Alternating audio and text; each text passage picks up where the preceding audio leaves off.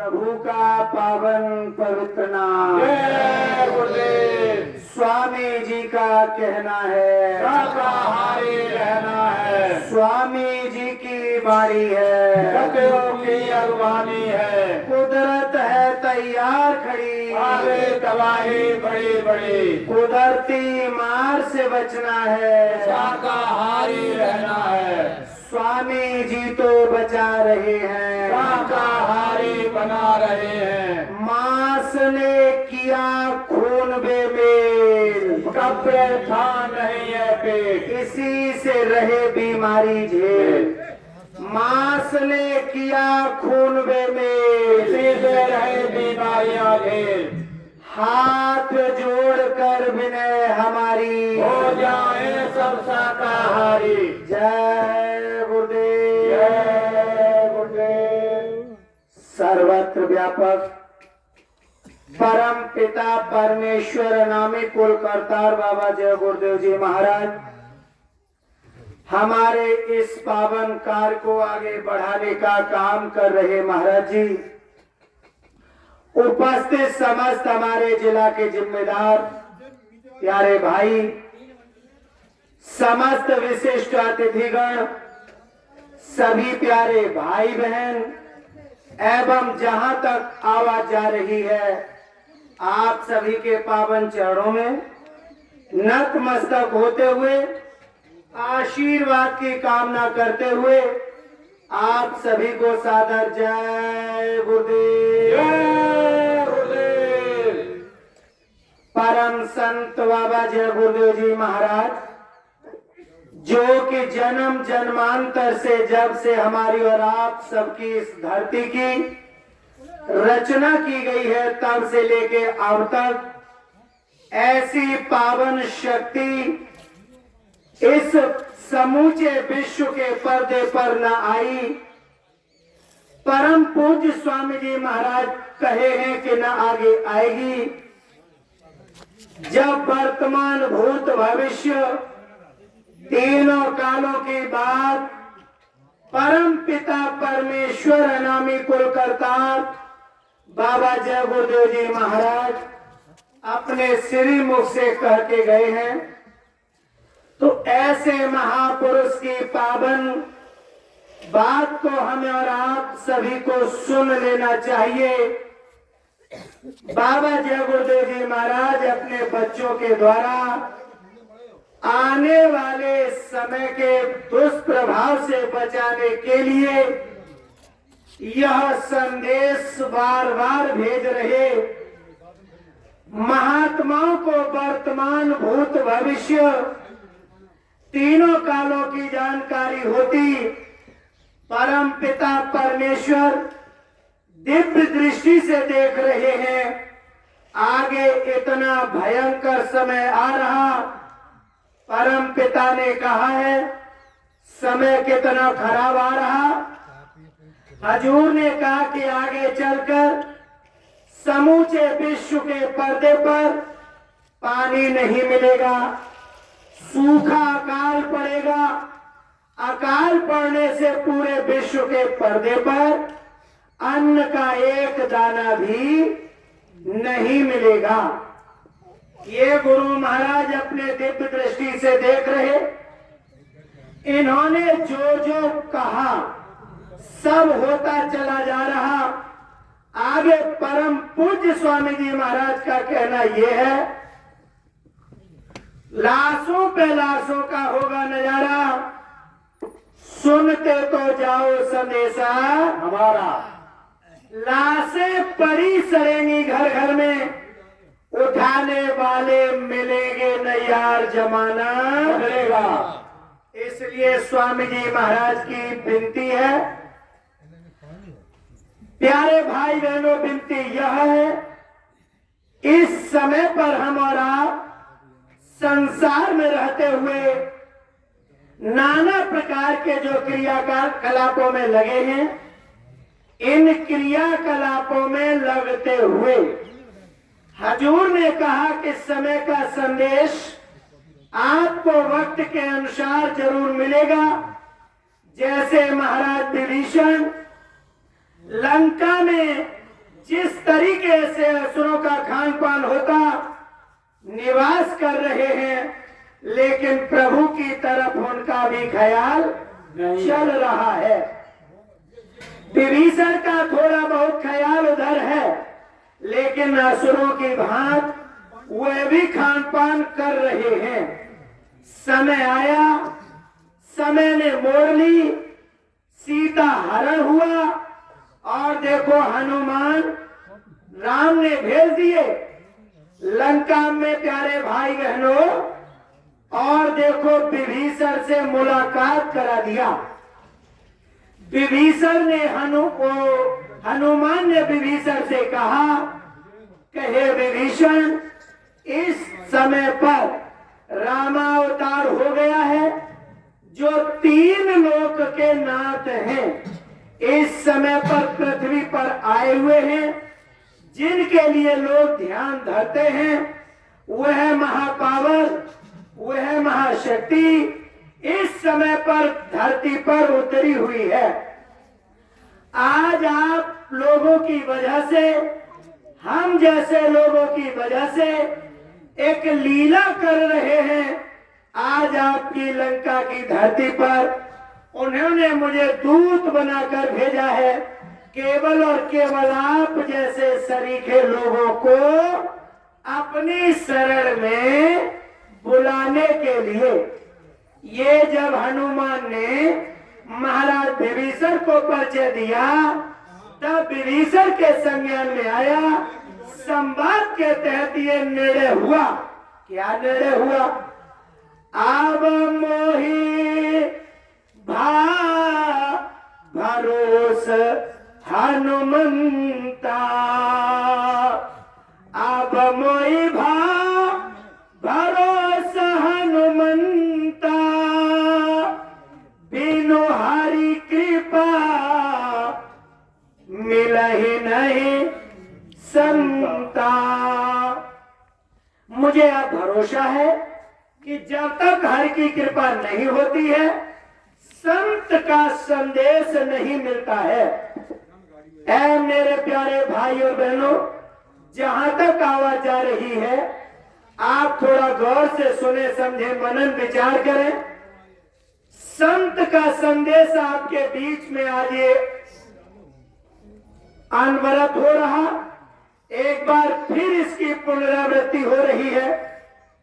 जाने अनजाने में अगर हम सब लोग इस चीज को नहीं समझ सके, अब समझ कर जो ये विशेष प्रकार का प्लेटफॉर्म बनाया जा रहा है, इस अड्डे पर हम सब लोग आ जाएं।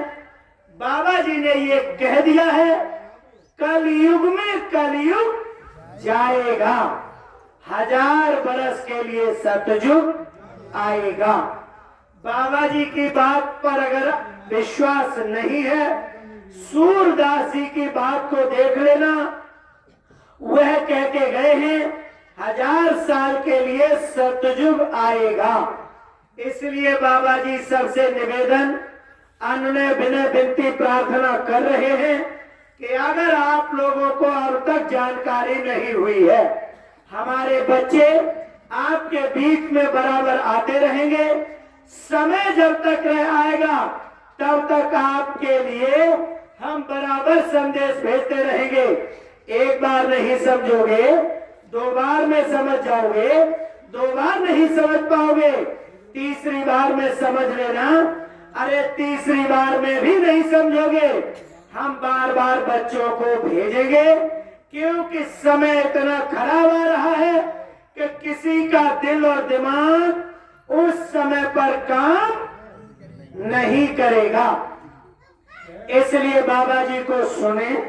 बाबा जी को केवल इतना सुनना है।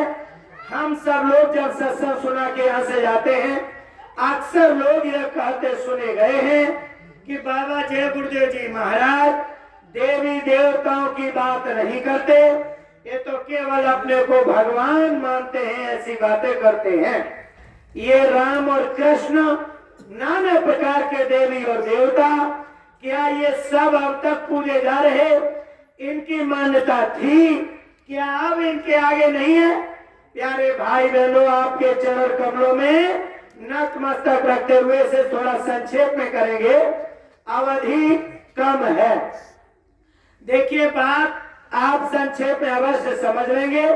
इस समय पर जानकारी सोशल मीडिया के माध्यम से सबकी तेज हो चुकी है। मूल बात को हम सब लोग ऐसे समय में पकड़ने का प्रयास अवश्य करेंगे। बाबा जय गुरुदेव जी महाराज ने कहा, लोगों के उदाहरण के तौर पर समझाना।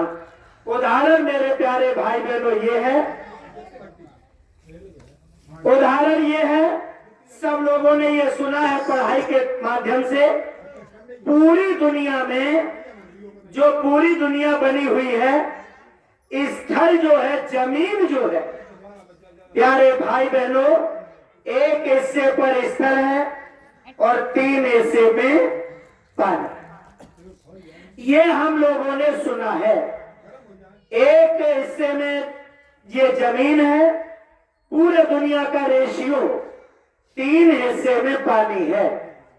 बाबा जी ने कहा, इनको एक तरीके से बात समझाएंगे। स्थल जो है, जमीन जो है, जमीन पर आप हाईवे बनाएंगे, सड़कें बनाएंगे, जमीन पर आप पटरियां बिछाएंगे रेल की।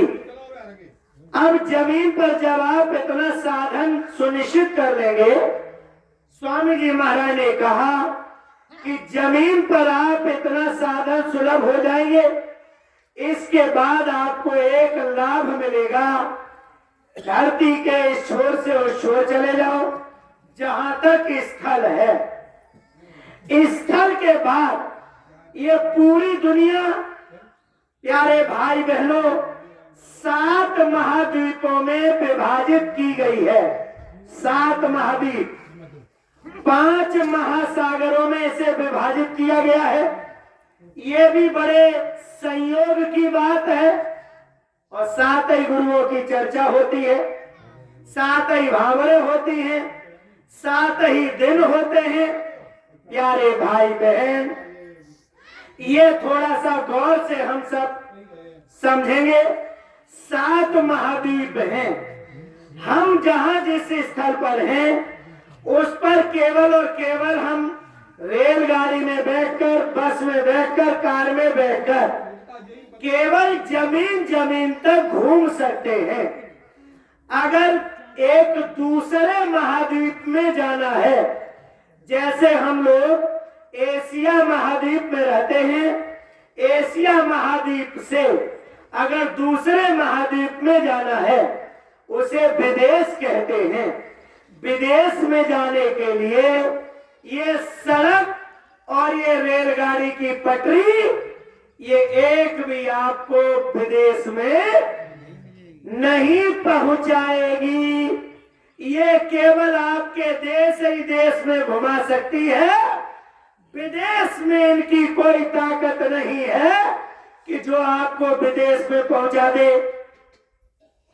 गौर से समझना, अगर विदेश जाना चाहते हो तो आपको हवाई जहाज की, अब दोनों के नाम जहाज हैं, या तो हवाई जहाज या ये पानी वाला जहाज, इन 2 जहाजों की मदद लेनी पड़ेगी। इनमें बैठकर जब यात्रा करोगे तब आप विदेश पहुंचोगे। जब विदेश जाने के लिए रेलगाड़ी, कार, मोटर ये कुछ कामयाब नहीं है, तो मालिक का जो घर है, परमात्मा का जो घर है, क्या यहां घर है? परमात्मा का घर, प्यारे भाई बहनों, बहुत दूर है। साहिब का घर बहुत दूर है। बड़ी कठिन है डगर पनघट की। परमात्मा का घर दूर है। तो जैसे इस देश से अगर उस देश में जाना चाहते हैं, उसके लिए हवाई जहाज में बैठना पड़ेगा। हवाई जहाज या पानी वाली जहाज, इनके अड्डे जगह जगह नहीं मिलेंगे। जैसे इनके अड्डे, कारों के अड्डे, रेलगाड़ियों के अड्डे, बस के अड्डे, ये जगह जगह मिल जाएंगे, लेकिन हवाई जहाज के और जहाज के पानी वाली जहाज के अड्डे हर जगह, वो तो एक निश्चित जगह पर मिलेंगे। जब हवाई अड्डे पर जाएंगे, बंदरगाह पर जाएंगे प्यारे भाई बहनों, तो वहां की व्यवस्था जो है वो कुछ अलग ही तरीके की होगी। यहाँ यात्रा करोगे जमीन पर करोगे, और वो यात्रा जब करोगे विदेश वाली, तो वो विदेश की यात्रा जब करोगे तो जमीन से उठकर करोगे। जमीन वहां आपको नहीं मिलेगी, तब विदेश जा पाओगे। ऐसे ही बाबा जी ने निवेदन किया कि सभी लोगों को इन अड्डों से हटकर आपको हवाई अड्डे पर या बंदरगाह पर जाना पड़ेगा। तो ऐसा अड्डा परम पिता परमेश्वर एक है, तो उसका अड्डा भी ज्यादा होंगे या एक होगा? जब परम पिता परमेश्वर सबका मालिक एक, तो उसका अड्डा भी एक। अब प्यारे भाई बहनों, जो नए प्यारे भाई बहन है वो सुन रहे होंगे और कहेंगे कि ये एक अड्डा कैसे है उसका? जब ये दुनिया बनी है, केवल एक ही अड्डा बनाया है उसने अपने पास आने के लिए। अनामी कुलकर्तार ने केवल एक अड्डा बनाया है। हम उस अड्डे की संक्षेप में बात कर लेते हैं। सतयुग, त्रेता, द्वापर, कलयुग 4 युग होते हैं। सतयुग में महाराज ध्रुव को परेशानी हुई, पिता धक्का मारा गया कि ये तेरा पिता नहीं है। मैया के सामने गए, बोले ये हमारे पिता नहीं, तो ये बताओ पिता कौन है?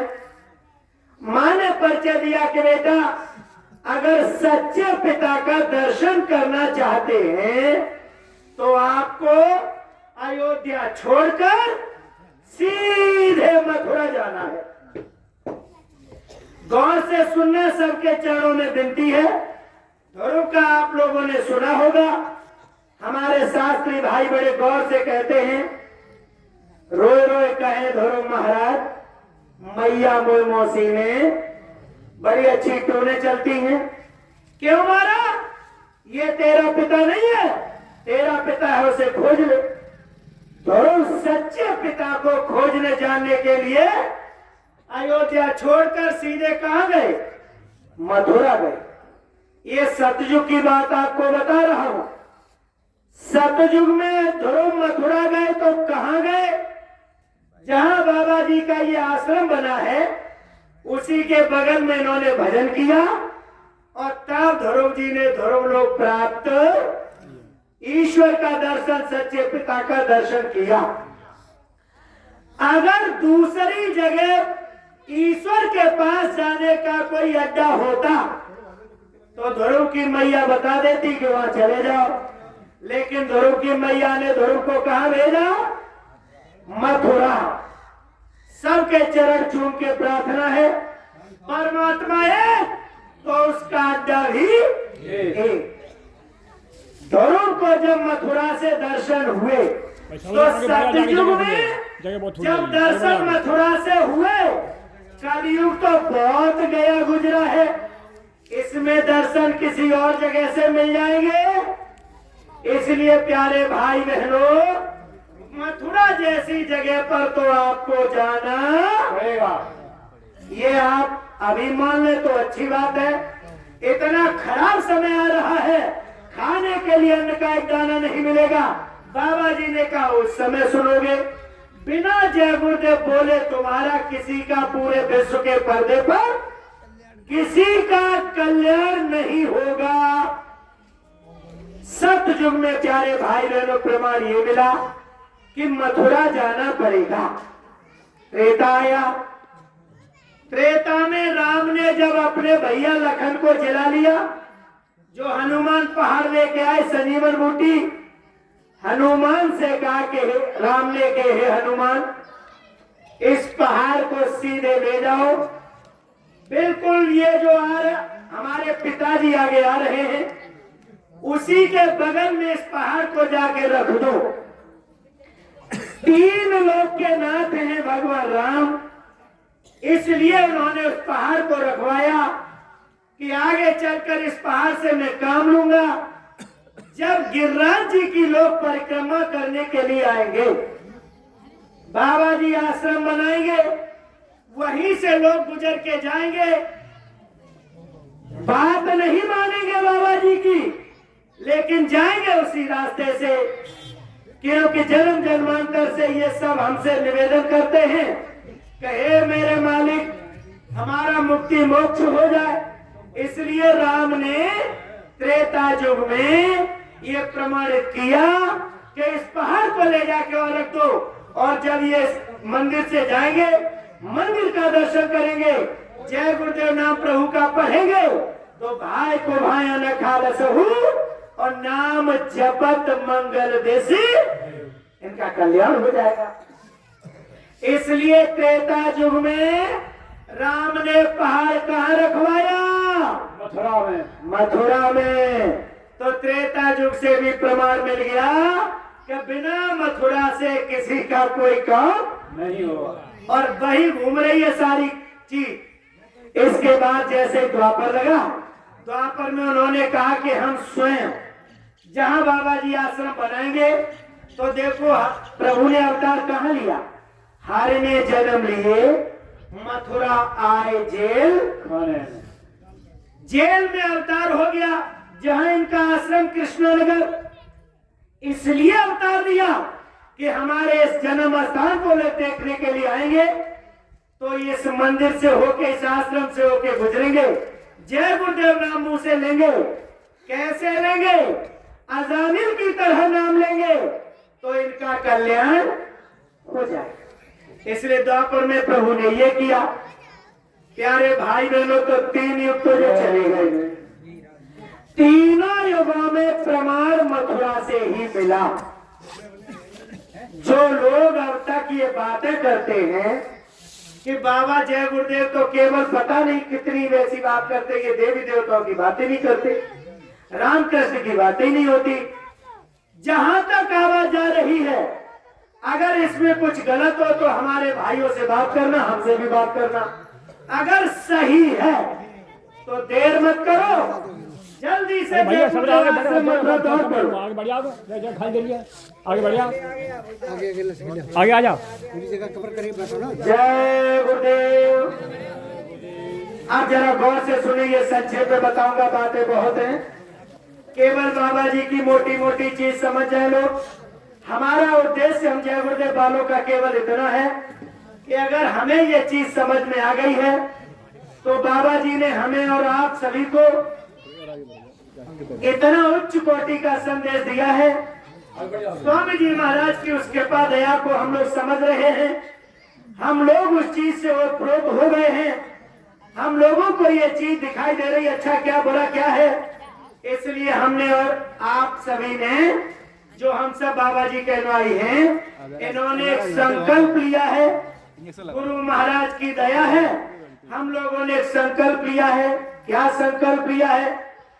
हम लोग ऐसे दीवाने दुनिया को सुना कर मानेंगे, गुरु भक्ति कैसी होती है ये पाठ पढ़ा कर मानेंगे। हम लोग ऐसे दीवाने दुनिया को सुना कर मानेंगे। जब मालिक साहब ने अति दया करके समझा दिया है, तो हमें ये दर्द है कि आप लोग जो अब तक बाबा जी से नहीं जुड़ पाए, जल्दी से जुड़ जाओ, क्योंकि समझ में आ गया है, संज्ञान में आ गया है। इसलिए हम लोग परेशान हैं। बाबा जी की बात अगर सुनकर आगे न बढ़े, तो प्यारे भाई बहनों, हमारा भी जीवन बेकार जाएगा। इसलिए सही बात को सही समय पर लोगों ने आगे बढ़ाया और लोगों ने उसका फायदा उठाया। हमें भी उठा लेना चाहिए। ये तीनों युगों की बात रही। हर जगह भागवतें हो रही हैं। भागवत में एक प्रकरण आता है ज्ञान वैराग्य भक्ति वाला। कृष्ण के जाने के 260 वर्ष के बाद की ये कहानी है। ज्ञान और वैराग्य इसी मथुरा में आके जो नौजवान थे वो बुढ़ा बन गए। भक्ति जो बुढ़िया थी वो जवान बन गई। किस जगह का ये प्रभाव है? मथुरा का। भागवत आप लोग सुनते हैं लेकिन सुनकर आपने कभी अमल नहीं किया। ये मथुरा है। इसी मथुरा में जो ज्ञान और वैराग्य यानी नौजवान थे वो बुढ़ा बन गए और भक्ति जो बुढ़िया थी वो जवान बन गई। इसका अर्थ आपने किसी शास्त्री से किसी आचार्य से नहीं पूछा। इसका अर्थ क्या है? ज्ञान वैराग्य बुढ़ा क्यों बन गए? भक्ति जवान क्यों बन गए? ज्ञान और वैराग्य बुढ़ा इसलिए बन गए इस मथुरा में आकर कि ज्ञान और वैराग्य का अब कोई काम नहीं है।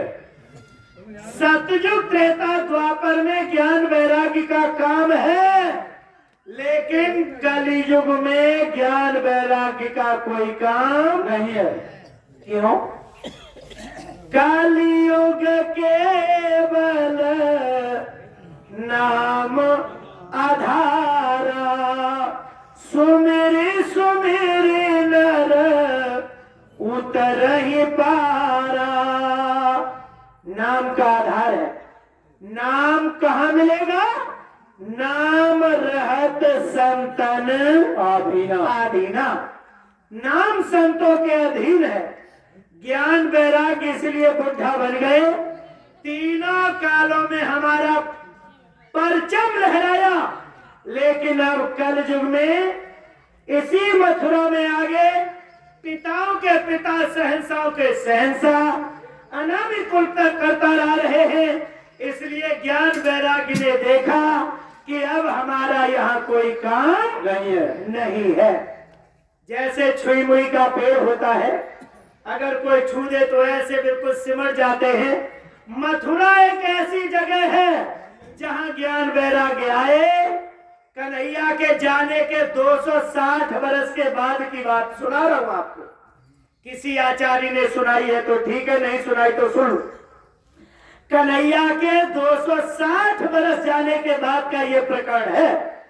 जब इस मथुरा में आए तो ज्ञान वैराग्य बुढ़ा होके सो गए। अब भक्ति हो गई है जवान। प्यारे भाई बहनों, सतयुग वाली कहानी से, त्रेता वाली कहानी से और द्वापर वाली कहानी से जीव का कल्याण सुनिश्चित नहीं है। उन तीनों युगों से केवल एक प्रमाण तो आप ले सकते हैं। तीनों युगों वालों ने ये कह दिया है। क्या कह दिया है? उन तीनों युगों वालों ने ये कहा है, ज्ञान अगम प्रत्यूह अनेका, रचना अधिक न मन कहु टेका। यानी ज्ञान की जो प्रचुरता है, अधिकता, ज्ञान और वैराग्य की जो अधिकता है तीनों युगों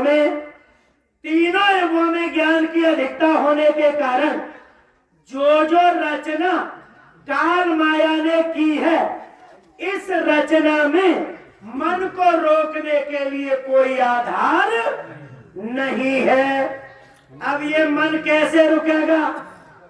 धुन सुनकर मन समझाई।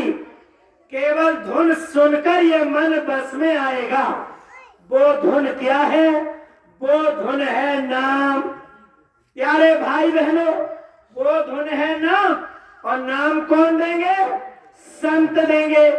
ऐसे संत बाबा जय गुरुदेव जी महाराज पृथ्वी पर अवतरित हो गए हैं गोस्वामी जी महाराज के रूप में, और उन्होंने श्री रामचरितमानस में पहले से ही लिख दिया। प्यारे भाई बहनों, भक्ति स्वतंत्र सकल गुण खानी, बिनु सतसंग न पावहि प्राणी प्राणी। भक्ति सभी सुखों की खान है, भागत ताप अनुपम सुख मूला, और मिला ही जो संत होए अनुकूला।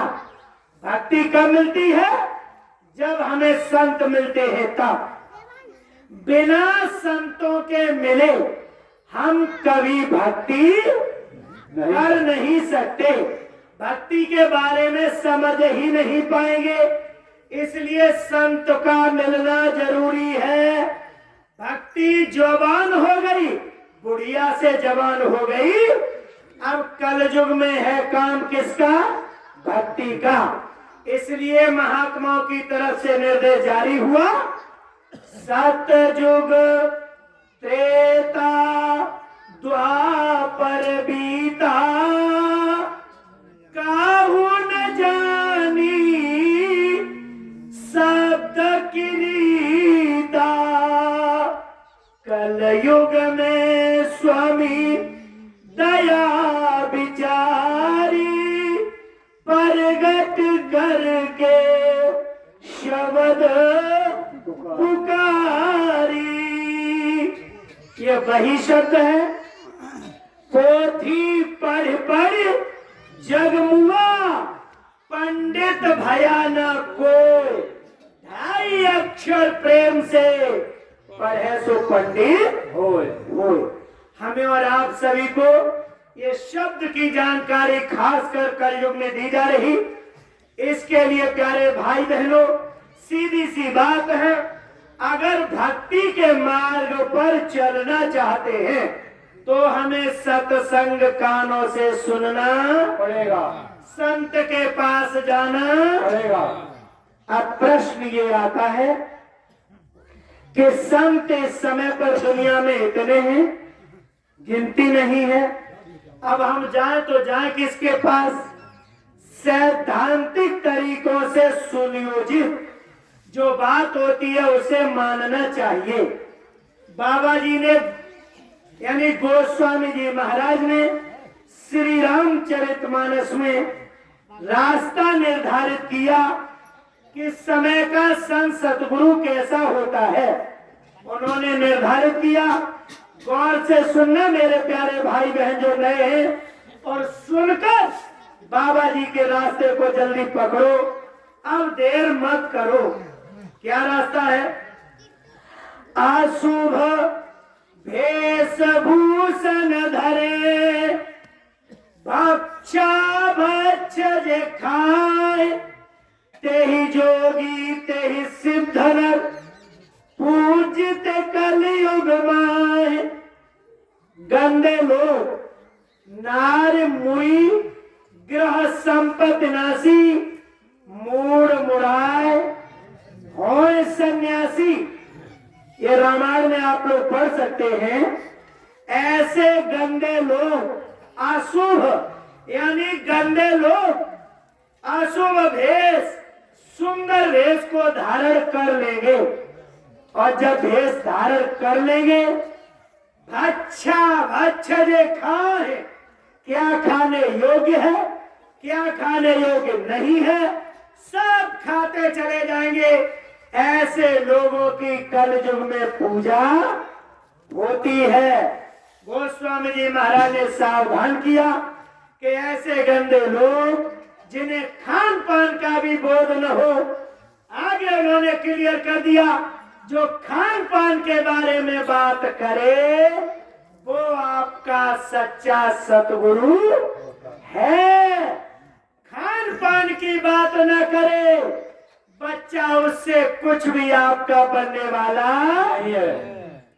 बाबा जय गुरुदेव जी महाराज सबसे पहले इनका आदेश निर्देश संदेश प्रार्थना बाबा जी का कहना है, शाकाहारी रहना है, हाथ जोड़कर विनय हमारी हो जाए सब शाकाहारी। क्या खाने से हुए खराब, अंडा मछली बात खराब, क्या खाने से होगी भलाई, साग सब्जी दूध मलाई। बाबा जी ये कह रहे कि अंडा, मांस, मछली, शराब, जितनी अखाद्य चीजें हैं इनसे आप दूर रहो। अन्य आप जगह किसी की पूजा पाठ करने जाएं, आपको कोई शराब से मनाही नहीं करेगा, आपको इन सारी चीजों से कोई मनाही नहीं करेगा। जय गुरुदेव बाबा के यहाँ जब आप आएंगे तो सबसे पहले आपसे अनुनय, विनय, विनती, प्रार्थना सबसे पहले ये की जाएगी कि भैया आप लोग अंडा, मांस, मछली, शराब छोड़ दें। क्यों? निर्मल जन मन सो मोहि पावा, मोहि कपट छल छिद्र न भावा। गंदगी उन्हें पसंद नहीं है। नहीं। जब गंदगी पसंद नहीं है, इसीलिए बाबा कबीरदास जी ने फरमाया, तिल भर मच्छी खाए के कोटि गऊ दे दान, काशी करवट ले मरे निश्चय नर निदान।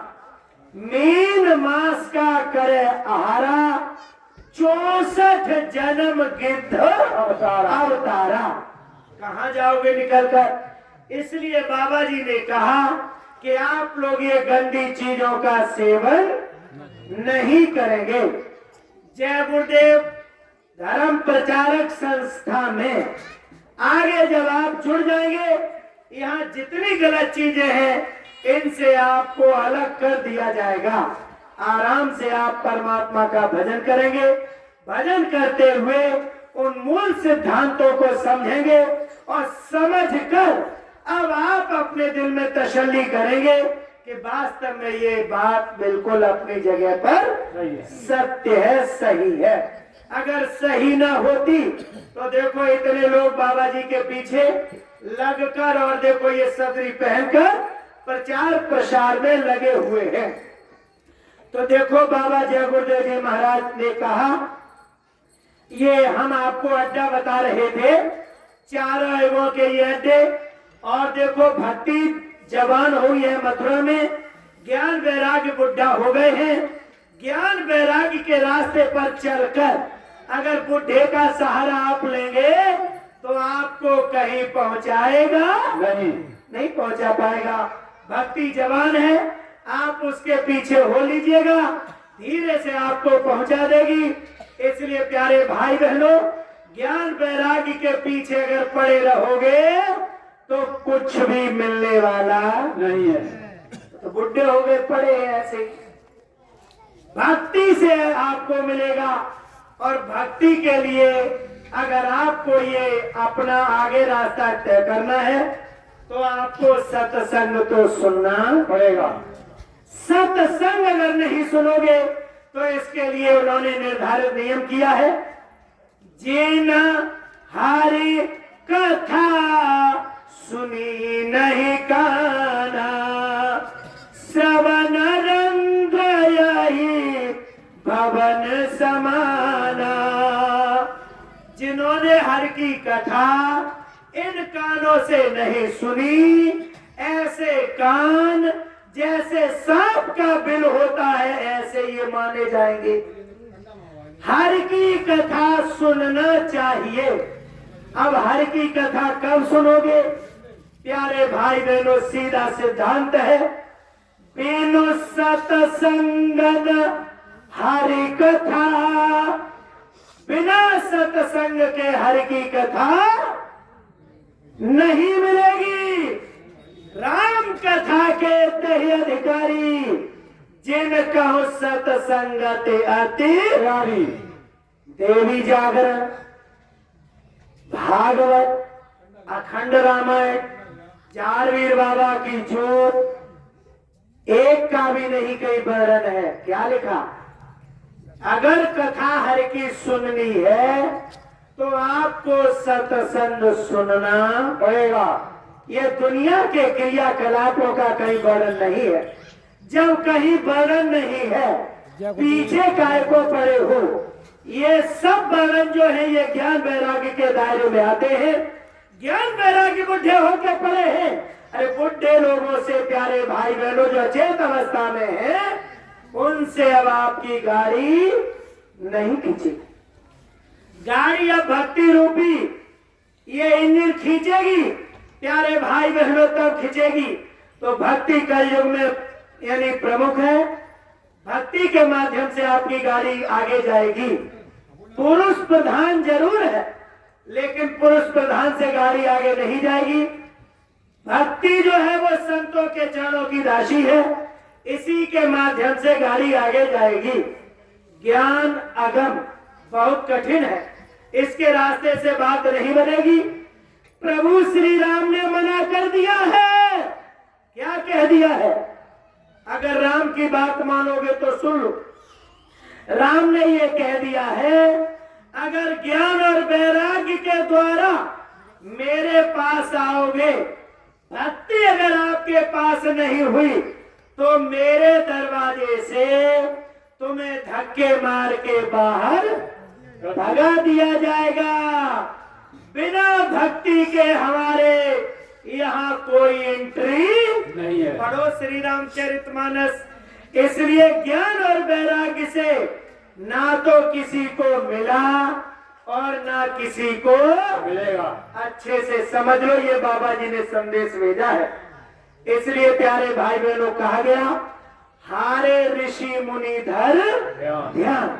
इसलिए बाबा जी ने सुगम करते हुए ये अड्डा बताया। तो मैं अड्डे की बात कर रहा था, हवाई अड्डे की। इस अड्डे पर सब लोग चले आओ, ये विशेष प्रकार का अड्डा है। ये 4 प्रमाण हमने अच्छे लोगों के लिए दिए, जो लोग कुछ खराब प्रवृत्ति के हैं। अब देखो एक उदाहरण हम और दे रहे, ये हमारे सतीश भाई हर जगह ये सारे उदाहरणों को पेश कर रहे, कह रहे कि अगर कैसे भी नहीं समझते तो ऐसे समझ लो। उसी की पुनरावृत्ति हम आपके बीच में कर रहे। कालिया नाग दुष्ट प्रवृत्ति का जीव है। देखो रमणक द्वीप में रहता था बड़े अच्छे स्तर से। रमणक द्वीप में भगवान के वाहन गरुड़ से इनकी लड़ाई हो जाती है कालिया नाग की। उन्होंने दाहिने पंख से इसे घायल कर दिया। प्यारे भाई बहनों, रमणक द्वीप में रहने वाला कालिया सर्वश्रेष्ठ बलशाली कालिया। अब वहां इसने देखा कि ये गरुड़ जी से हमारे प्राण नहीं बचेंगे। कालिया ने देखा, पूरे विश्व के पर्दे पर उसने निगाह घुमाई। कालिया ने देखा, बुरे से बुरा आदमी भी ये जानता है कि पूरी दुनिया में अगर प्राण बचाने वाली जगह है तो कौन सी है? भागवत आप कराते हो, लेकिन आचार्य लोग आपको बताते ही नहीं कि जगह कहाँ जाना है। भागवत कराने के बाद कहाँ जाओगे, किधर जाओगे? क्या भागवत कराने के बाद पूड़ियां खिलाने से काम बनेगा? इन आचार्यों को बताना चाहिए कि भागवत कराने के बाद लोगों ने ऐसा किया, तब लोगों का कल्याण हुआ। भागवत क्या कह रही है? कालिया अपने प्राण बचाने के लिए रमणक द्वीप से चला। पूरी दुनिया में कोई और जगह नहीं थी। कहाँ आया? नए लोग कथा सुनते हैं। कालिया नाग रमणक द्वीप से चला, सीधा मथुरा आया और मथुरा में आके उसने जो भगवान का वाहन गरुड़ है उनसे भी अपने प्राण बचाए। तो भगवान दैहिक, दैविक, भौतिक 3 प्रकार के ताप होते हैं, कष्ट होते हैं। दैहिक शरीर से, दैविक देवताओं के द्वारा, और ये देह यानी संसार के सब देख ही रहे सब। तो ये तीनों प्रकार के तापों से कालिया नाग जान रहा है कि अगर बचत होगी तो मथुरा से ही होगी। कालिया नाग वाली कथा हमारे आचार्य सुनाते हैं, कथावाचक सुनाते हैं, पूरी सुनाते हैं, लेकिन इनको ये नहीं बताते हैं कि कालिया नाग मथुरा आ गया, उसकी जान बच गई। और जब जान बच गई तो बड़े घमंडी हो गए, और जब घमंडी हो गए तो एक दिन तुम्हारा घमंड चूर हो जाए। कर दिया गया। और घमंड चूर जब कर दिया गया तो घमंडी लोगों की मथुरा में कोई जगह नहीं है। है ही नहीं। इसलिए कालिया नाग से क्या कहा, तुम यहाँ से चले जाओ, जहां से आए थे वही वापस। कालिया रोने लगा, महाराज गरुड़ जी मार देंगे। बोले मेरे पद चिन्ह मथुरा के तेरे सिर पर हैं, अब तेरे से कोई अटकने वाला नहीं है। लेकिन मथुरा का जो सुख वैभव है अब तुझे घमंडपन के कारण अब ये मिलेगा नहीं। प्यारे भाई बहनों, इन आचार्यों को ये बात बताना चाहिए कि मथुरा प्रत्येक व्यक्ति को अगर अपने प्राण बचाने हैं, अगर कल्याण करना है तो जाना है। और मथुरा जाकर कालिया की तरह घमंड नहीं करना है। अगर मथुरा में रह के घमंड किया तो फन कुचल दिया जाएगा और सारा विष आपका खत्म कर दिया जाएगा। जिस काली देह के विष से वहां के जितने जीव जंतु खत्म हो जाते थे, प्यारे भाई बहनों, वो कालिया नाग की विदाई एक दिन कर दी जाएगी। इसलिए मथुरा का ये भी इतिहास मिलता है कालिया वाली में, कालिया नाग वाली कथा से ये इतिहास मिलता है कि मथुरा में किसी का घमंड नहीं चलता है।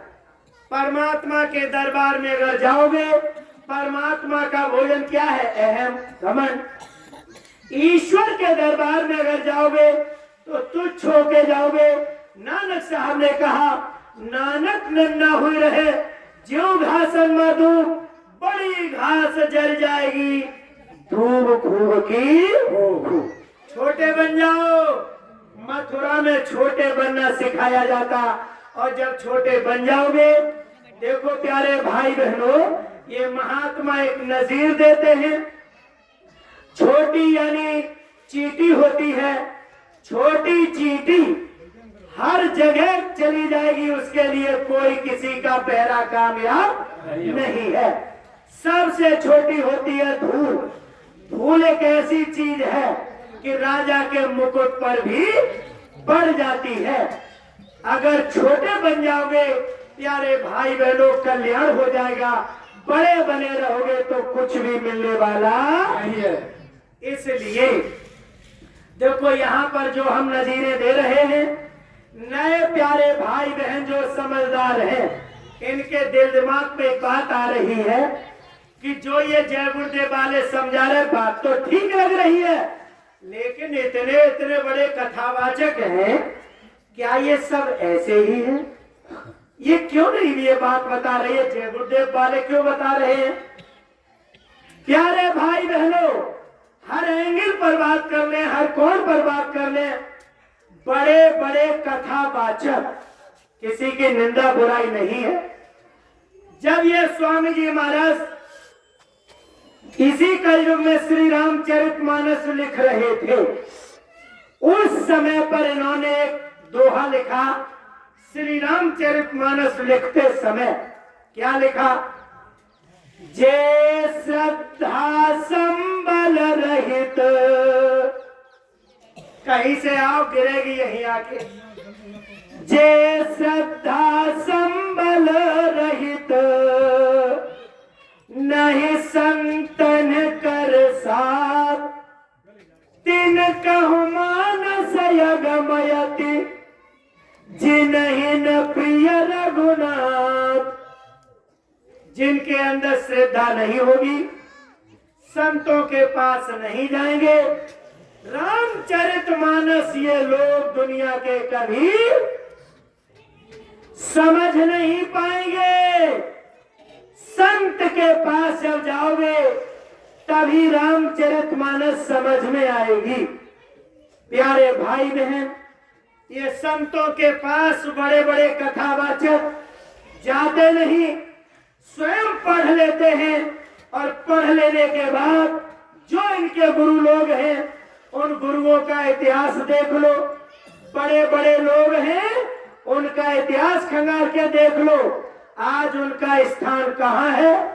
कोई तो मोटी मोटी सलाखों के अंदर है, किसी की कितनी बुरी दुर्दशा हो रही, कोई आंखों से बिल्कुल हीन, और बड़े बड़े कथावाचक और ऐसे ऐसे स्टेटमेंट इस समय पर दे रहे हैं कि एक छोटा बच्चा भी बता देगा कि ये तो बिल्कुल मूर्ख है। गौर से समझना, बात बड़ी विलक्षण है। यानी रामचरितमानस को वही समझ सकता है जो संतों के पास गया है। अब वो खुद ही संत बन गए, संतों के पास गए नहीं। इसलिए क्या हुआ, इन लोगों ने गलत प्रचार प्रसार शुरू कर दिया। इन्होंने क्या प्रचार प्रसार शुरू किया, अब यहां से गौर से समझना। रामचरितमानस तो कह रही कि संतों के पास जाओगे तब रामचरितमानस समझोगे। ये संतों के पास गए नहीं और रामायण का गायन कर रहे। यहां से एक दुष्प्रभाव ये हुआ, इसका एक फॉल्ट ये हुआ, जैसे तार प्लस का माइनस, माइनस का प्लस में अगर उल्टा लगाओगे, प्यारे भाई बहनों, हमारा यंत्र फूक जाएगा, लाइन फूक जाएगी, आग लग जाएगी। इस समय पर जैसे इन्होंने प्लस का माइनस, माइनस का प्लस किया, फेस का अर्थ का फेस किया, प्यारे भाई बहनों, उसकी वजह से आज पूरे समाज में आग लग गई है, शॉर्ट सर्किट हो गई है। कैसे इन्होंने प्लस माइनस किया, अब जरा गौर से देखेंगे। इन कथावाचकों ने हमें समझा दिया कि विष्णु भगवान जो है ये सर्वे सर्वा है। विष्णु भगवान क्षीर सागर में लेटे हुए हैं शेषनाग के ऊपर, इनकी नाभि से कमल निकला है, कमल पर ब्रह्मा जी बैठे हैं। ब्रह्मा के 4 मुख हैं जो वेदों के परिचायक हैं। इस तरीके से इन्होंने भेद कर दिया। अब बाबा जी ने क्या बताया, जिन्होंने रामचरितमानस को लिखा, इन लोगों ने कह दिया कि विष्णु भगवान के ही जितने 24 अवतार हुए हैं वो सब भगवान विष्णु के ही अवतार हैं। राम, कृष्ण, कच्छ, मच्छ, नरसिंह, ये सब भगवान विष्णु के ही अवतार इन्होंने बता दिए। प्यारे भाई बहनों, ये बात बिल्कुल गलत है। भगवान विष्णु के अवतार राम नहीं है, राम के ब्रह्मा, विष्णु, शंकर तीनों देवता राम के बेटा हैं। इसी वजह से कहा गया, जाको काल शीश पर नाचे, सो पोथी उल्टी धरी बाचे। आज इनके सिर पर कार बोल रहा, क्योंकि दयाल के पास गए नहीं, और जब दयाल के पास नहीं गए उल्टी कथना कर रहे। आज लोगों को परोस दिया ये ज्ञान कि विष्णु भगवान के अवतार है राम। ये बात बिल्कुल सरेआम गलत है। रामचरितमानस आप लोग थोड़ा देखना, बाबा जी ने ऐसे बताया है, इन्होंने रामचरितमानस लिखा है, यही गोस्वामी जी महाराज। प्यारे भाई बहनों, अगर गलत लग रहा हो तो रामचरितमानस को जरूर पढ़ना। रामचरितमानस में कहां पढ़ोगे, राम के ब्रह्मा, विष्णु और शंकर तीनों देवता जो हैं ये राम के बेटा है, बेटा। और यहाँ क्या बताया इन्होंने, विष्णु के अवतार है राम। सरेआम गलत बता रहे हैं। इसी वजह से आज समाज में आग लग गई। पढ़े लिखे बच्चे मानने के लिए तैयार नहीं है। क्यों? इन्होंने जो ज्ञान परोसा, ज्ञान परोसने के बाद आज मोटी मोटी सलाखों में है, उल्टी उल्टी इनकी परिचर्चाएं के कारण आज इनका स्थान निम्न स्तर पर चला गया। इसलिए पढ़े लिखे बच्चे इनको मानने के लिए तैयार नहीं है। अब इसको समझाने के लिए समय लगेगा। इसलिए बाबा जी अपने बच्चों को इधर से पीछे से भेज रहे।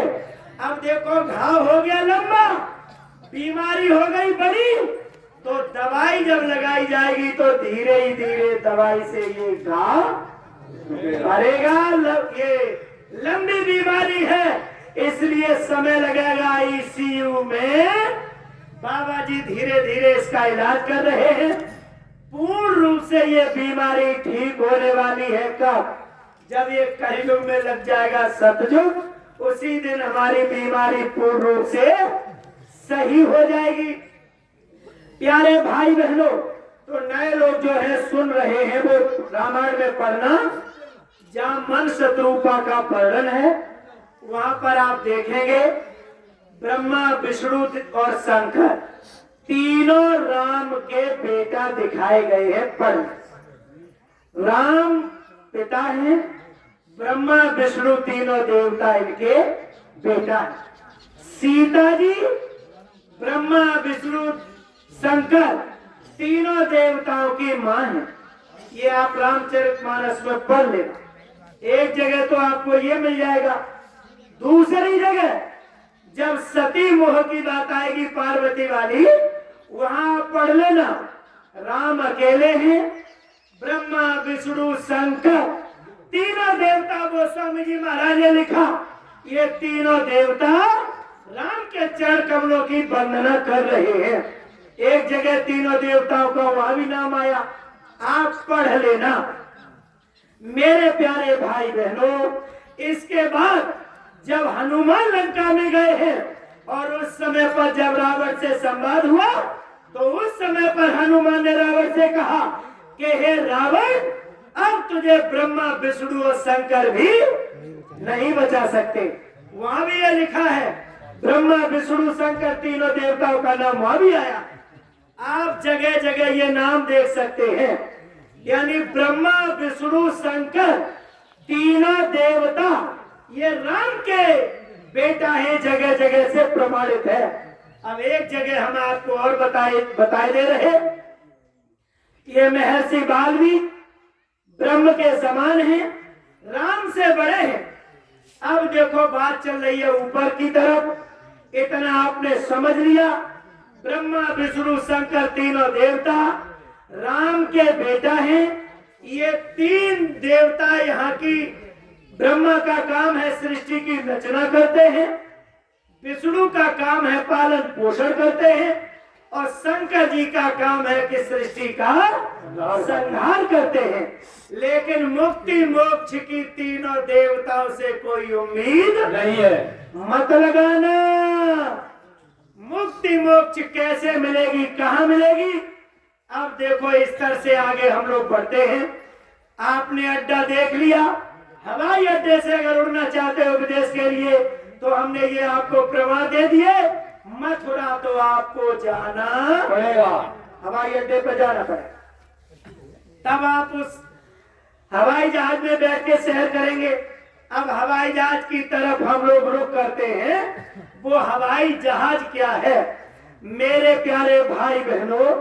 जब भगवान राम वन में पहुंचे, जब महर्षि वाल्मीकि जी से इनका मिलन हुआ, राम को ईश्वर कहते हैं। ईश्वर से बड़े होते हैं ब्रह्म। राम को कहते हैं ईश्वर, और राम के तीनों देवता है बेटा, तो उनसे नीचे रह गए। अब ईश्वर की बात होती है। अब हम लोग उस हवाई जहाज में बैठते हैं, यात्रा करेंगे बाद में। अब उस हवाई जहाज में बैठते हैं प्यारे भाई बहन, राम है ईश्वर, और ईश्वर से बड़े होते हैं ब्रह्म। जैसे ही राम और वाल्मीकि का मिलन हुआ, तो प्रभु श्री राम ने महर्षि वाल्मीकि जी के पैर छुए।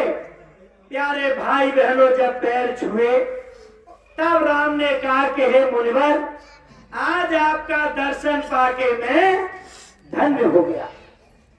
जब ये प्रभु श्री राम ने कहा, और राम ने निर्धारित किया जो नए लोग हैं अब इस हवाई जहाज में बैठने का थोड़ा सा प्रयास करना। प्रभु श्री राम ने कहा कि हे महर्षि वाल्मीकि, आप कितनी बड़ी चीज है। राम तो है ईश्वर, देखो ब्रह्म यानी अपने बड़े का बोध करा रहे हैं। तो राम ने क्या कहा, हे मेरे मालिक, हे मेरे स्वामी, हे मेरे आशीर्वाद देने वाले सरकार। प्रभु श्री राम ने इनका वर्णन किया है। आप इतने बड़े हैं, कितने, पूरी दुनिया पूरी दुनिया पूरी दुनिया एक कूलर के समान है और आपकी हथेली पर रखी हुई है। विश्व बदर जिम तुम्हारे हाथा। हे सरकार, पूरी दुनिया कूलर के समान है और आपकी हथेली पर रखी हुई है। और पूरी दुनिया के ये 3 लोग के नाथ हैं, वो भी इसी में शामिल है। राम ने कहा मैं भी इसी में शामिल हूं, 3 लोग का नाथ जरूर हूं, लेकिन सारी दुनिया आपके हथेली पर रखी हुई है कूलर के समान। आप इतनी ऊंची चीज हो। ये राम ने महर्षि वाल्मीकि जी के लिए कहा। तब महर्षि वाल्मीकि जी ने कहा कि राम, तुमने मेरा स्थान निर्धारित किया है, तो अब आप अपना भी स्थान निर्धारित कर लीजिए। तो प्यारे भाई बहनों, अभी हमने जो ब्रह्मा विष्णु महादेव की बात करी, इतने सत्संग सुनाने के बाद भी लोग उसी में फंस जाते हैं। बड़े गौर से इस प्रकरण को सुनकर बाबा जी की शरण जल्दी पकड़ लो भाई लोगों, प्यारे यानी प्यारी बहनों, माताओं, बच्चे बच्चियों, ये बहुत जरूरी है। नहीं पकड़ा तो बहुत बड़ा नुकसान हो जाएगा। अब महर्षि वाल्मीकि जी ने कहा, हे राम सुनो, अब मामला क्या है। प्रभु श्री राम ने, वो प्रभु श्री राम से वाल्मीकि जी ने कहा, ये जो ब्रह्मा विष्णु महादेव तीनों देवता हैं, हे राम तुम इन्हें बंदर की भांत नचाते हो। तुम हो यानी बाजीगर, और ये तीनों देवता आपके बंदर के समान हैं। तीनों देवता आपकी उंगली पर नाचते हैं। आप इतनी बड़ी चीज हो। महर्षि वाल्मीकि जी ने स्थान निर्धारित करते हुए कहा, ये तीनों देवता आपके मर्म को नहीं जानते हैं। जानते हैं आपके मर्म को, यानी ब्रह्मा, पढ़ लेना प्यारे भाई बहनों, महर्षि वाल्मीकि और राम का संवाद आप लोग जरूर पढ़ना रामायण में।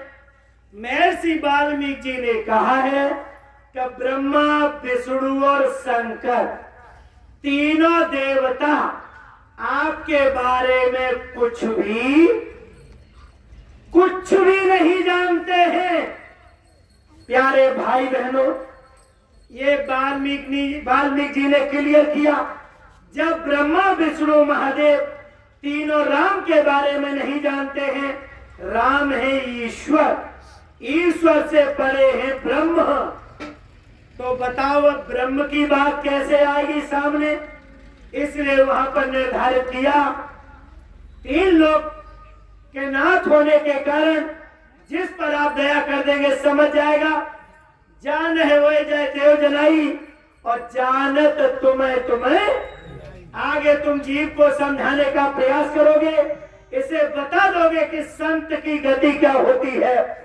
जब इसे आप उधर प्रेरित करेंगे, जीव समझ लेगा।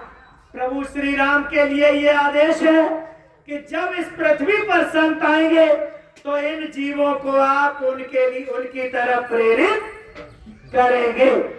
आज प्रभु श्री राम उन संतों के लिए हमें और आप सभी को प्रेरित करते हैं। देखो, सबरी वाली कथा यही ज्ञात कराती है। राम ने सबरी से कहा, प्रथम भगत संतन कर संगा, संतों की शरण में चली जाओ, कल्याण हो जाएगा। जबकि सबरी ने खिलाया पिलाया सब किया, दर्शन किया, सबरी के गुरु तक थे, लेकिन राम ने कहा कि देखो उस गुरु से काम नहीं चलेगा। अगर आत्म कल्याण करना है तो शब्द भेदी गुरु तुम्हें करना पड़ेगा। कुछ लोग होते हैं कहते हमने तो गुरु कर लिया, बातें तो बाबा जी की अच्छी है, अब गुरु बनाए तो बनाए कैसे, हमारे तो गुरु फलाने सिंह। सबरी वाले प्रकरण से आप लोग सीख ले लें।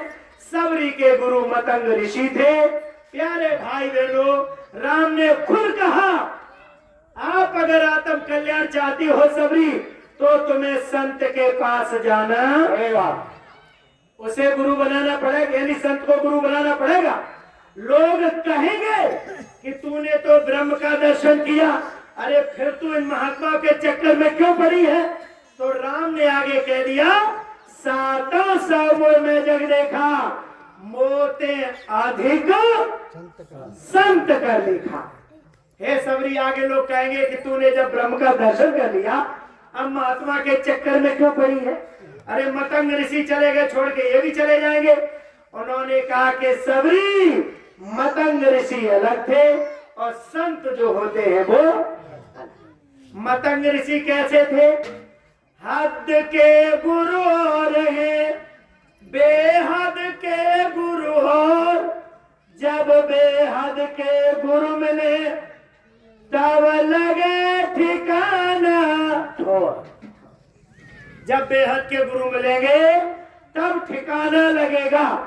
प्यारे भाई बहनों, इस तरीके से हमारे आप सभी के लिए यह नियम निर्धारित किया गया है। चारों तरफ से हमने बहुत देर चर्चा की। इन चर्चाओं से हमें यह समझ लेना है कि जब ब्रह्मा विष्णु महादेव बार बार टारगेट हो रहे हैं, इसका मतलब यह है कि वास्तव में इनसे काम नहीं चलेगा। चलिए, इनके बारे में जो पढ़े लिखे बच्चे बच्चियां हैं, वो आपके लिए हम एक बहुत अच्छा फॉर्मूला लेके आए हैं। आप लोग जरा इसको समझ लें और हमारे जो लोग समझदार है वो भी समझ लेंगे। अंग्रेजी में गॉड दो तरीके से लिखा जाता है। एक बड़ी जी बनाई जाती है, जब वो गॉड लिखा जाता है तो एक ईश्वर के लिए लिखा जाता है, और जब स्मॉल यानी लेटर लिखे जाते हैं अक्षरों में, GOD छोटी वाली GOD गॉड, ये देवताओं के लिए लिखी जाती है। प्यारे भाई बहनों, इसका विश्लेषण अगर देखते हैं, GOD, जब आप इनका अंग्रेजी में विश्लेषण करें तो जी देखना अंग्रेजी का कौन सा अक्षर है, ओ अंग्रेजी का कौन सा अक्षर है, और डी अंग्रेजी का कौन सा अक्षर है। जब आप इन अक्षरों का मिलान यानी मल्टीप्लाई करेंगे, इनका गुणा करेंगे, हम आपको इतना यहाँ बताए दे रहे, समय कम है। जब आप इन तीनों अक्षरों का गुणा करेंगे, इनका क्या देखोगे कि जी कौन से संख्या पर आता है, ओ कौन सी संख्या पर आता है, डी कौन सी संख्या पर आता है। जब इनका आपस में आप गुणा करेंगे तो गिनती मिलेगी आपको 420। घर पे जाके ये जरूर करना। GOD तीनों अक्षरों का जब आप मल्टीप्लाई करेंगे, इनके स्थान को निर्धारित करते हुए, तो उत्तर आएगा 420। और 420 का अर्थ सब लोग समझते ही हो, 420, यानी इन गॉड से केवल 420 होगी। इनसे हमारा कोई बढ़िया काम नहीं होगा। घर पे जाके करके जरूर देखना गॉड का। इसलिए 420 से काम ना तो किसी का बना, ना बनता है, और ना किसी का काम बनेगा। इसलिए बाबा जय गुरुदेव जी महाराज बड़े बूढ़े बाबा जी हैं, ये देख रहे हैं कि ये सब 420 के चक्कर में मारे जा रहे हैं। इसलिए बाबा जी 420 के चक्कर से आपको बचाने का काम कर रहे हैं। 420 से अगर बचना चाहते हो तो बाबा जी की बात आपको सुननी पड़ेगी। अगर इनका 420 उत्तर आ जाए तो मान लेना बाबा जी को और इनकी बात को सुनना। अगर 420 उत्तर ना आए, कोई और उत्तर आ जाए, तो बाबा जी को कतई मत मानना। जो शब्द लिखे जाते हैं, हर चीज को लिखा जाता, कहीं से कोई कोर कसर सिद्धांत। प्यारे भाई बहनों, इसलिए बाबा जी आपको 400 BC के ठगई के जाल से बचाना चाह रहे हैं। अगर ठगई के जाल से बचना चाहते हो तो बड़े बूढ़े बाबा जी की बात आपको माननी पड़ेगी। बाबा जी इसलिए आप सभी से निवेदन करते हैं कि देखो भाई, अब तक आप लोग इन सारी चीजों में पड़े रहे। जब मेरे बच्चे इतनी बात बताएं तो इन पर आप लोग गौर जरूर करना। प्यारे भाई बहनों, हर व्यक्ति, अब देखो इसका भाव क्या है। आपको पूजा करनी चाहिए थी ओरिजिनल, और फंस गए हम 420 के चक्कर में। बाबा जी 420 के चक्कर से आपको बचाकर ओरिजिनल पूजा बताने का काम कर रहे हैं। कैसे? अब आप लोग उसका एक तुलनात्मक विश्लेषण जरा देखो। 420 के चक्कर से जब बचाएंगे, अब आपको ओरिजिनल पूजा कराएंगे। ओरिजिनल पूजा जब हम प्यारे भाई बहनों करेंगे तो पहले पूजा समझ लें। पूजा प्यारे भाई बहनों मन और शत्रुपा ने किया। मन शत्रुपा जब पूजा के लिए दोनों आदमी बैठ गए, ब्रह्मा विष्णु शंकर तीनों देवता पूजा खंडन करने के लिए मन शत्रुपा के पास कई बार आए। उन्होंने कह दिया मन शत्रुपा ने, तुम 420 हो, तुमसे कुछ नहीं चाहिए। मन शत्रुपा की जब पूजा पूरी हुई, परमात्मा ने दर्शन दिया। परमात्मा ने कहा कि हे मन और शत्रुपा, तुम दोनों लोग वरदान मांग लो। आज मैं तुम्हारी पूजा से खुश हूँ। मन शत्रुपा ने वरदान मांगा, आप जैसे मालिक के दर्शन हर समय चाहिए, वो भी बाल रूप में। भगवान राम ने उस समय पर कहा, जब मन शत्रुपा को दर्शन दिया, अपने जैसा कहां ढूंढूं, मैं स्वयं तुम्हारे यहाँ अवतार लूंगा। प्यारे भाई बहनों, मन शत्रुपा को दर्शन दिया प्रभु श्री राम ने, और वही जब इनकी पूजा पूरी हुई, मनु महाराज बने दशरथ और शत्रुपा बनी कौशल्या। जब दशरथ कौशल्या दोनों लोग बन गए तो क्या हुआ? जब राम का प्राकट्य हुआ है, राम नहीं आए, कौन आए? व्यापक ब्रह्म निरंजन, वहां शब्द है निरंजन। निर्गुण विगत विनोद, सो आज प्रेम भक्ति बस कौशल्या की गोद। मन शत्रुपा ने जो तपस्या करी, आज उस तपस्या का फल ये हुआ, वही प्रभु आज उनकी गोदी में अवतार ले लिए। चरण चूम कर प्रार्थना करना चाहूंगा।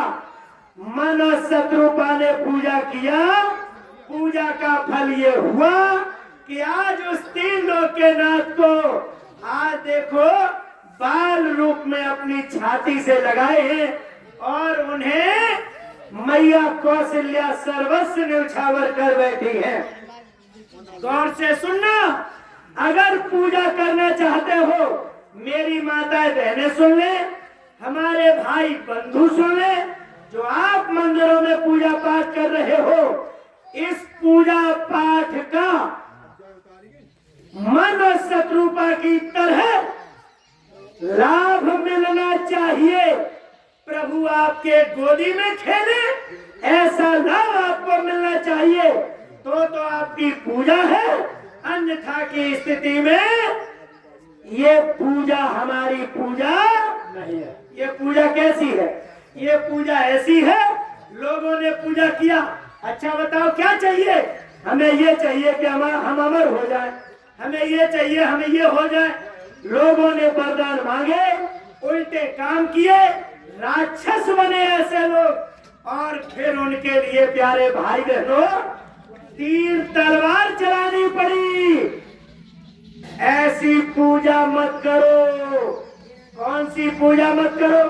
शराब चढ़ा रहे हो, डालना की पूड़ियां चढ़ा रहे हो देवी देवताओं को। ये सब किसका है? ये सब राक्षसी प्रवृत्ति है। यानी परमात्मा को तनिक भी मांस का टुकड़ा बर्दाश्त नहीं है। बिल्कुल शुद्ध निर्मल चीज चाहिए।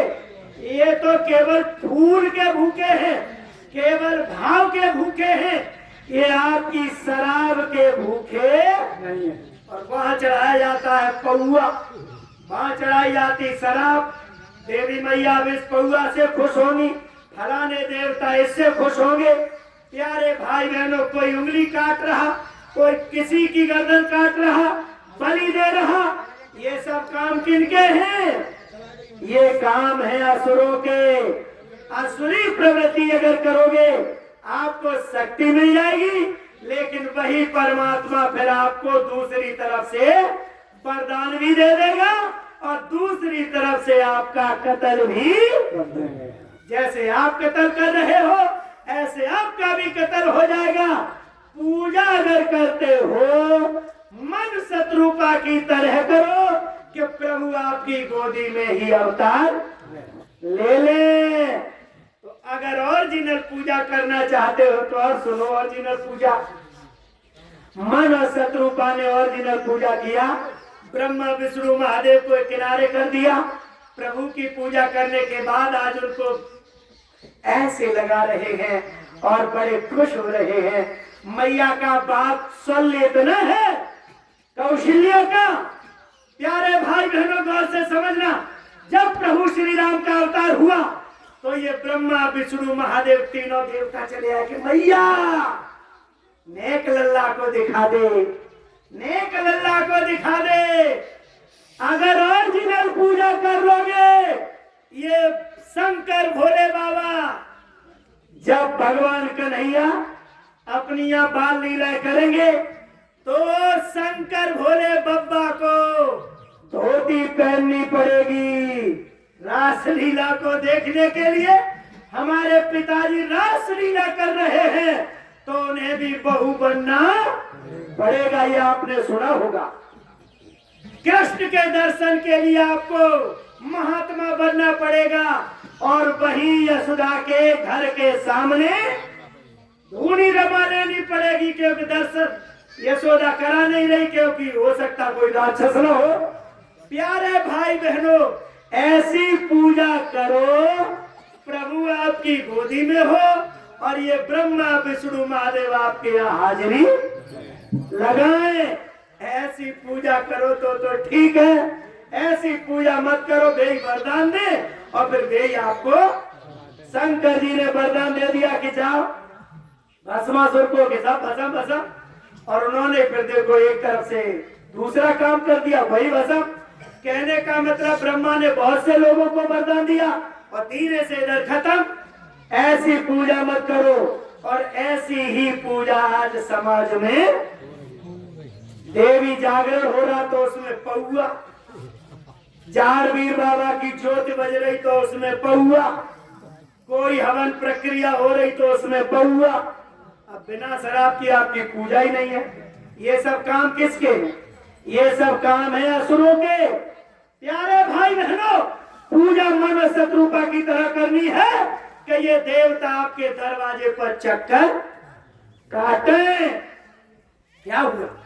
जब दशरथ ये मन शत्रुपा ने ऐसी पूजा किया मालिकिन के दरबार में, अब देखो आगे का हाल क्या हुआ।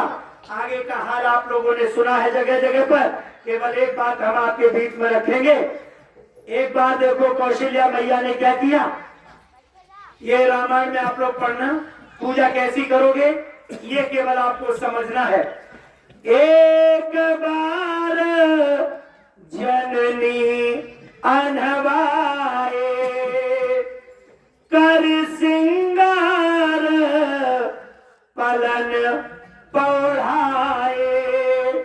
एक बार मैया ने क्या किया, बात सल रूप में आकर प्रभु श्री राम को नहलाया, टिकुलिया यानी जो कुछ करना था सब श्रृंगार किया, पालने में लिटा दिया। पालने में मैया ने लिटाने के बाद क्या किया, आज मैया भी जैसे हम लोग मंदिर जाते हैं ऐसे मैया भी मंदिर जा रही है। माँ कौशल्या मंदिर गई और प्रभु को खिलाने के लिए कौशल्या ने नाना प्रकार के व्यंजन बनाए, प्रसाद बनाया। और जैसे ही मैया उधर मंदिर की तरफ गई तो क्या देखा, प्यारे भाई बहनों, आप श्री रामचरितमानस में देख लेना, जैसे ही मैया मंदिर की तरफ गई तो उधर वही प्रभु श्री राम ऐसे मंदिर में बैठ के और उसको ऐसे खा रहे। क्या समय ज्यादा हो गया? अरे नहीं मास्टर, चलो चलो। भाई लोग उठ के आने लगे। अरे नहीं उठ नहीं रहे, देखो बैठे ही नहीं। जय गुरुदेव। जय गुरुदेव। सुन लो, आपके मतलब की बात है कि भागवत नहीं है जो प्यारे भाई बहनों, बाद में जो देना है दे देना गाय के लिए। भागवत के स्तर का मामला नहीं है, केवल आपकी बुद्धि का मामला है और ये बहुत बड़ी बात है। प्यारे भाई बहनों,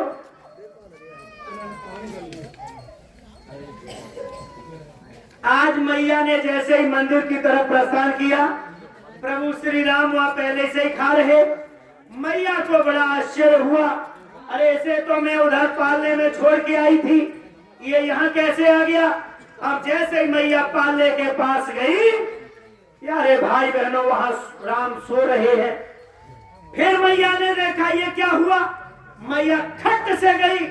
अब मैया के जीवन में एक चमत्कार हो रहा है। गौर से सुनना प्यारे भाई बहनों, पूजा क्या करनी है, ऐसी पूजा करी कि प्रभु उसके यानी गोदी में। आज मैया को आगे का हाल जानने के लिए प्रभु लीला कर रहे हैं। प्रभु ने क्या लीला किया, यहाँ वहां दो बालक देखा, यानी यहाँ भी राम को देख रही और मंदिर में भी राम को देख रही। आज मैया अचंभे में पड़ गई, मंदिर में जाए तो राम खा रहे हैं और पालने में आए तो राम सो रहे हैं।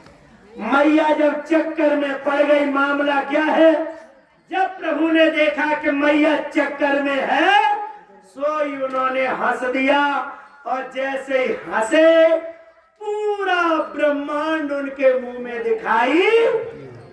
आज मैया कौशल्या ने पूरा सब देखा और देख के मैया कंपायमान होने लगी।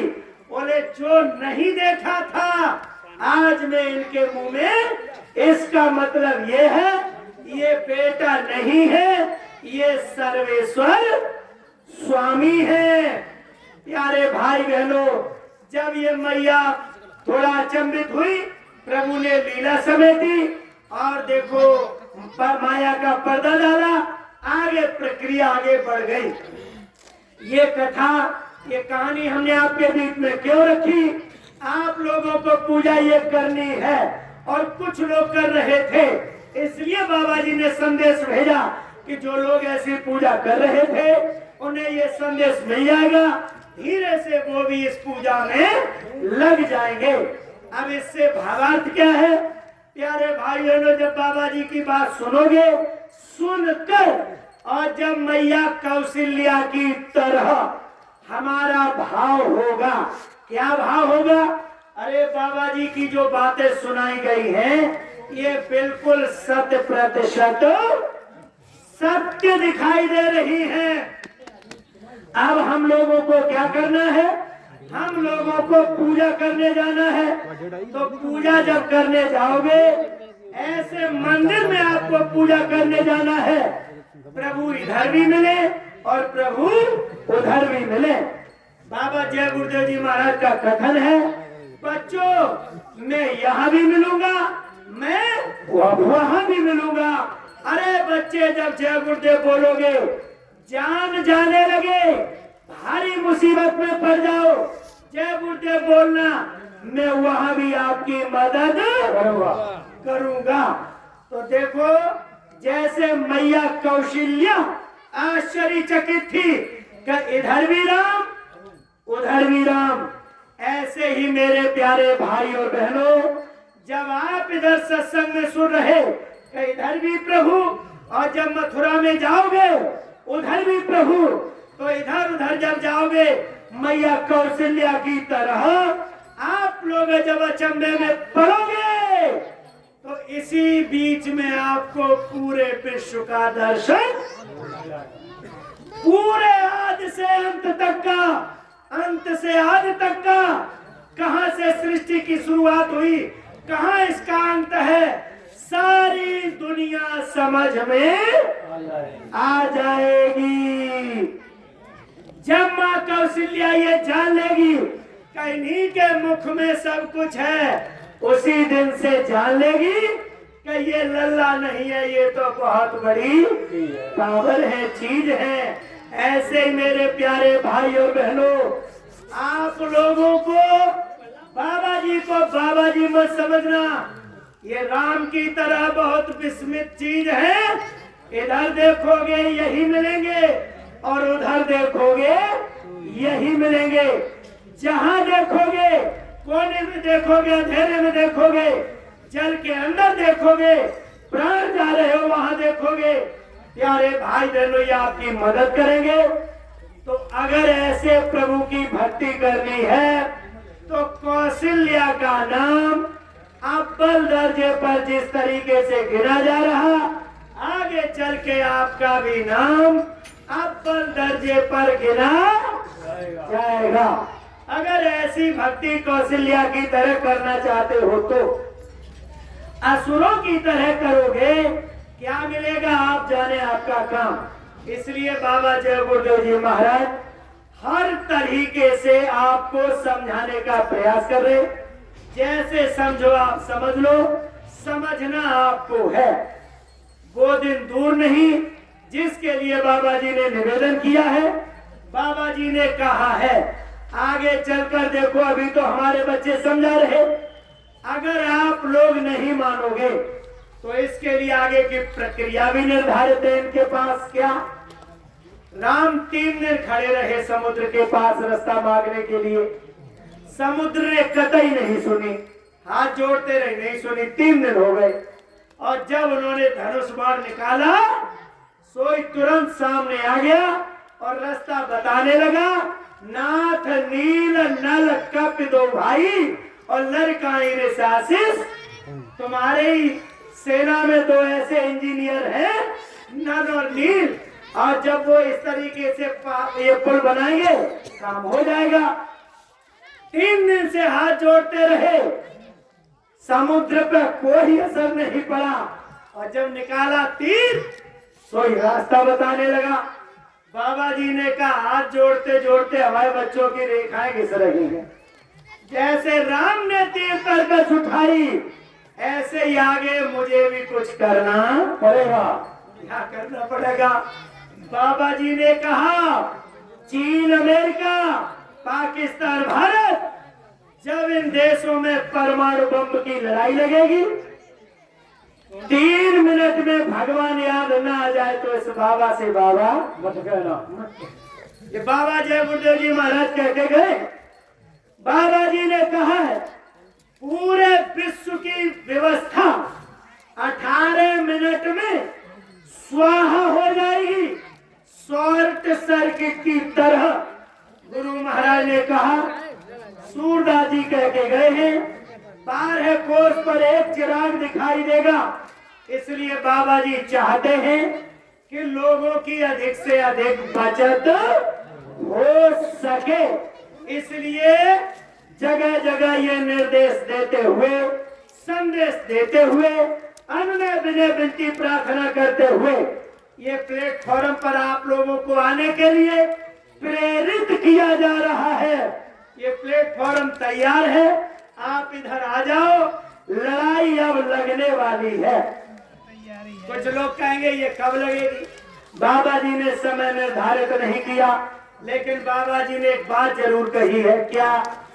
जब दिन में सियार बोलने लगे, रात में कौआ बोलने लगे, ये बोलते नहीं, समझ लेना वो समय धीरे धीरे निकट आ रहा है। आप लोग अनुभव करना, दिन में सियार बोलते हैं खूब और रात में कौआ बोलते हैं। आगे बाबा जी ने बहुत अच्छा उदाहरण दिया। स्वामी जी महाराज ने कहा आगे जब वो परिवर्तन का समय सन्निकट होगा, एक जालिम व्यक्ति पैदा हो जाएगा। शॉर्ट में समझ लेना, एक जालिम व्यक्ति पैदा हो जाएगा जो सारी राजनीतिक पार्टियों को खत्म कर देगा। समझ लेना समय आपके खोपड़ी पर है। इसीलिए महाराज जी बार बार काफिला निकाल रहे। देखो गाजीपुर के लिए निकल गए हैं, कह रहे हैं न सोऊंगा और न सोने दूंगा। ये प्यारे भाई बहनों इसलिए वचन है कि आप समझ गए होंगे। शॉर्ट में एक जालिम व्यक्ति पैदा हो जाएगा। जालिम का अर्थ डिक्शनरी में निकाल लेना, मैं नहीं समझाऊंगा मंच से।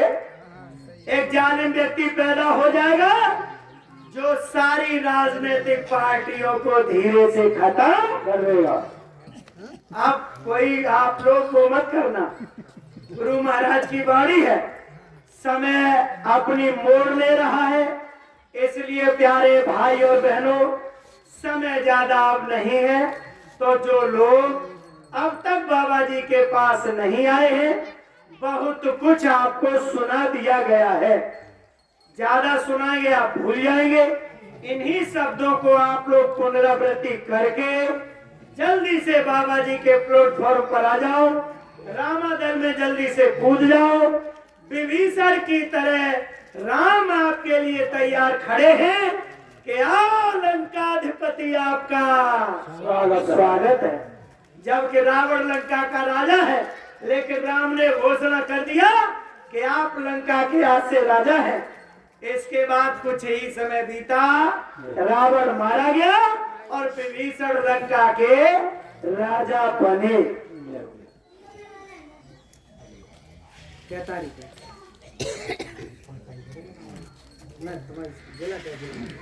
आप समझ कह देना थोड़ी सी आप आगे।